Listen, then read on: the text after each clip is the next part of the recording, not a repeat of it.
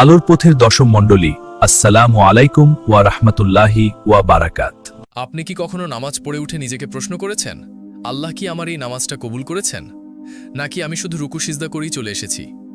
আমরা অনেকেই 5 ওয়াক্ত নামাজ পড়ি, সময় মতো পড়ি, সুন্দরভাবে পড়ি, কিন্তু সত্যি করে বলুন, আল্লাহর দরবারে দাঁড়ানোর সেই অনুভূতি কি আসলেই আসে আমাদের মাঝে, নাকি শুধু শরীর নামাজে কিন্তু মন ঘুরে বেড়ায় দুনিয়ার চিন্তায়? আজকের এই ভিডিওটা আপনার চোখ খুলে দিতে পারে। এই ভিডিওতে আমি বলবো 5টি স্পষ্ট ও বাস্তব লক্ষণ, যা দেখলে আপনি নিজেই বুঝে যাবেন আপনার নামাজ আল্লাহর দরবারে গ্রহণযোগ্য হচ্ছে কিনা। আর 5 নম্বর লক্ষণটিতে এমন কিছু জানবেন যেটা হয়তো আপনি আগে কখনো শোনেননি। এটা আপনার নামাজ, আপনার আখিরাত, এমনকি আপনার ঈমানকেই বদলে দিতে পারে। তাই প্লিজ ভাই, এই ভিডিওটা একবার হলেও পুরোটা মন দিয়ে দেখুন। আজ নিজেকে যাচাই করার এই সুযোগটা হয়তো আল্লাহই আপনাকে দিচ্ছেন। প্রথম লক্ষণ, নামাজে মনোযোগ নেই। আপনি হয়তো দাঁড়িয়ে গেছেন নামাজে, হাত বেঁধেছেন, কিরাত পড়ছেন, কিন্তু মনটা কোথায়? জানেন কি, নামাজে দাঁড়িয়ে থেকেও কেউ কেউ আল্লাহর সামনে দাঁড়ায় না। তারা দাঁড়ায় বাজারে, অফিসে, ফোনে বা দুশ্চিন্তার ভিড়ে। সূরা ফাতিহা মুখে থাকলেও মনে চলে চিন্তা, কাল টাকার কি হবে, প্রেজেন্টেশন রেডি তো, নেটওয়ার্ক কাজ করছে না। এমন নামাজ কেমন? দেহ আছে কিন্তু আত্মা নেই, মুখ চলছে কিন্তু হৃদয় চুপ। রাসূল সাল্লাল্লাহু আলাইহি ওয়াসাল্লাম বলেছেন, অনেকেই নামাজ পড়ে কিন্তু কারো 1 ভাগ, কারো 2 ভাগ সওয়াব হয়, আবার কেউ কিছুই পায় না। আর কোরআনে কঠিন ভাষায় বলা হয়েছে, দুর্ভোগ তাদের জন্য যারা নামাজ পড়ে কিন্তু যারা নামাজে মনোযোগ রাখে না। তাহলে কি করব? অনেকেই ভাবে, আমার মনোযোগ তো আসেই না, আমি কি করব? তাদের জন্য বলি, মনোযোগ একদিনে আসে না, অনুশীলনে আসে। আপনি চেষ্টা করুন প্রতিটি আয়াত বুঝে পড়তে। ভাবুন, এই মুহূর্তে আমি স্রষ্টার সামনে দাঁড়িয়ে আছি। আপনার অক্ষমতা আল্লাহকে জানান। মনোযোগ ছুটে গেলেও আবার ফেরান। নামাজ কেবল দায়িত্ব নয়, এটা আল্লাহর সাথে দেখা করার সময়। এই দেখা যেন মনের দেখা হয়, শুধু শরীরের না। তাই আজই থেকে চেষ্টা করুন আল্লাহর সামনে মন দিয়ে দাঁড়াতে। তাহলেই আসবে সে প্রশান্তি, যেটা দুনিয়ায় আর কোথাও নেই। দ্বিতীয় লক্ষণ, নামাজের পরও পাপ কাজ করেন, পরিবর্তন আনেন না। আপনি নামাজ পড়লেন, কিন্তু নামাজ শেষে কি করলেন? মিথ্যা কথা, গীবত, অহংকার, হারাম কন্টেন্ট দেখা, সব যেন আগের মতোই চলছে। তাহলে প্রশ্ন আসে, নামাজ কি পরিবর্তন আনছে? আল্লাহ স্পষ্ট করে বলেন, নিশ্চয়ই নামাজ অশ্লীলতা ও মন্দ কাজ থেকে বিরত রাখে। অর্থাৎ যদি নামাজ ঠিকমতো হয় তাহলে সেটা আমাদের বদলায়, কিন্তু যদি নামাজ পড়েও আমরা আগের মতোই থাকি, তাহলে বুঝতে হবে নামাজ আমাদের অন্তর ছুঁতে পারেনি। নামাজের অর্থই হল দিনে 5 বার নিজেকে শুধরে নেওয়ার সুযোগ। প্রতিটি নামাজ যেন বলে, তুমি আজ একটু ভালো হও, তুমি আল্লাহর বান্দা, দুনিয়ার গোলাম নও, তুমি ফিরে এসো, আবার শুরু করো। ভাবুন একবার, 5 ওয়াক্ত নামাজ পড়েও যদি আপনি যেমন ছিলেন তেমনই থাকেন, তাহলে কোথায় গেল নামাজের প্রভাব? জানি একদিনে বদল আসে না, কিন্তু বদলের ইচ্ছা তো থাকতে হবে, তাই না? তাহলে কি করবেন? নামাজের আগে একটি দোয়া করুন, হে আল্লাহ, এই নামাজ যেন আমাকে বদলে দেয়।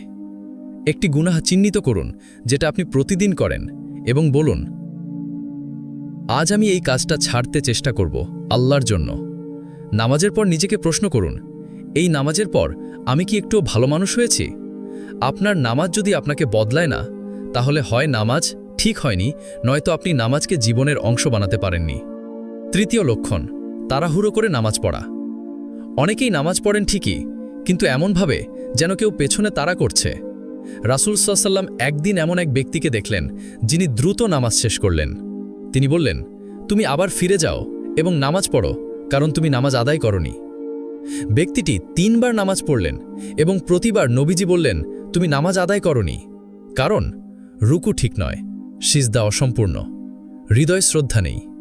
একটু ভাবুন, আমরা যদি কোনো গুরুত্বপূর্ণ ব্যক্তির সামনে যাই, একজন বস, একজন শিক্ষক, একজন বিচারক, তাদের সামনে দাঁড়িয়ে কি তাড়াহুড়ো করতাম? তাহলে আল্লাহর সামনে দাঁড়িয়ে কেন এমন আচরণ? তিনি, যিনি আমাদের সৃষ্টি করেছেন, রিজিক দেন, জীবন দেন, ক্ষমা করেন, তার সামনে দাঁড়ানোর সময় কি সবচেয়ে দ্রুত কাজ শেষ করার সময়? সমাধান কি?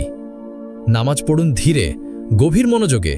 প্রতিটি রুকু ও সিজদা যেন হয় আত্মার গভীর থেকে, তাসবিহ গুনে নয়, হৃদয় বুঝে পড়ুন। মনে মনে বলুন, এই হতে পারে আমার জীবনের শেষ নামাজ। যখন নামাজ পড়বেন সময় দিন, মন দিন, ভালোবাসা দিন। আল্লাহর সঙ্গে কথা বলার সময় যদি তাড়াহুড়ো করেন তাহলে আপনি নিজেই বঞ্চিত হবেন সেই প্রশান্তি থেকে যা কেবল নামাজেই পাওয়া যায়। চতুর্থ লক্ষণ, সময় মতো নামাজ না পড়া। আল্লাহ দিনে 5 বার আপনাকে ডাকেন যেন আপনি একটু তার সাথে কথা বলেন, কিন্তু আপনি ঘুমের কারণে ফজর চলে যায়, দুপুরে ব্যস্ত, বিকেলে ক্লান্ত, এশা পড়তে পড়তে চোখ লেগে আসে। নামাজ হয়তো পরে পড়েন কিন্তু সময় মতো আল্লাহর ডাকে সাড়া দেন না। রাসূল সাল্লাল্লাহু আলাইহি ওয়াসাল্লাম বলেন, সবচেয়ে প্রিয় নামাজ আল্লাহর কাছে হলো সময়ের শুরুতে পড়া নামাজ। ভাবুন একবার, আপনার অফিসে বস ডাকলে আপনি কি দেরি করেন? আপনার কোনো প্রিয় মানুষ যদি ফোন করে আপনি কি বলেন, পরে কথা বলবো? আল্লাহ, যিনি আপনার রিজিক দেন, জীবন দেন, ক্ষমা করেন, তার ডাকে আপনি বারবার দেরি করেন। সময় মতো না পড়লে কি হয়? নামাজের গুরুত্ব কমে যায়, আলস্য বেড়ে যায়, ধীরে ধীরে শয়তান সুযোগ নেয়। সমাধান কি? নামাজকে অগ্রাধিকার দিন, অন্য কাজ নয়। নিজেকে বলুন, আল্লাহ আমাকে ডাকছেন, আমি কি শুনব না? যে ব্যক্তি আল্লাহর ডাকে সময় মতো সাড়া দেয়, আল্লাহ তার দোয়ার জবাব ঠিক সময় দেন। পঞ্চম লক্ষণ, নামাজ পড়ে অহংকার করা। অনেকে 5 ওয়াক্ত নামাজ পড়েন, মসজিদে যান, সুন্নত মুস্তাহাব মেনে চলেন এবং তারপর মনে করেন, আমি তো ভালো মুসলিম, আমি তো বাকি সবার চেয়ে ভালো। এটাই সবচেয়ে ভয়ঙ্কর ফাঁদ। নামাজ আমাদের বানায় বিনয়ী, কিন্তু কেউ কেউ হয়ে যান আত্মগর্বিত। এই মনোভাবই হলো সবচেয়ে ক্ষতিকর। আমি নামাজ পড়ি, অথচ সে পড়ে না। আমি তো নিয়মিত মসজিদে যাই, অন্যরা শুধু কথা বলে। আমার টুপি আছে, দাড়ি আছে, আমি তো ঠিক পথে আছি। এই আমি রোগটাই হলো ইবলিসের প্রথম রোগ। সে সেজদা করতে অস্বীকার করেছিল এই অহংকারেই। রাসূল সাল্লাল্লাহু আলাইহি ওয়াসাল্লাম বলেছেন, যার মনে 1 কণার পরিমাণ অহংকার আছে সে জান্নাতে প্রবেশ করবে না। আপনি যদি নামাজ পড়ে নিজেকে বড় ভাবেন তাহলে সেই নামাজ আপনার অহংকারের খোরাক হয়ে দাঁড়ায়। চিন্তা করুন, নামাজ হলো আল্লাহর সামনে মাথা নত করা, সেজদা হলো নিজের সব অহংকার মাটিতে মিশিয়ে দেওয়া। কিন্তু আপনি যদি সেই সেজদা করে উঠে বলেন, আমি তো অন্যদের চেয়ে ভালো, তাহলে সেই নামাজের ফল কি? সমাধান কি? নিজের আমলকে ছোট ভাবুন, আল্লাহর দয়ার ওপর ভরসা রাখুন। আমল কবুল হবে কিনা এটাই বড় প্রশ্ন। নামাজ পড়ে কাঁদুন, গর্ব না। নামাজ আমাদের বদলাতে আসে, অহংকার বাড়াতে নয়। যে সত্যি নামাজ বুঝে পড়ে সে জানে, আমি কিছুই না, আমি সব কিছুর জন্য আল্লাহর মুখাপেক্ষী। তাই নামাজ পড়ে যদি মনে হয় আমি সেরা, তবে বুঝে নিন আপনার হৃদয়ে এখনও রোগ আছে।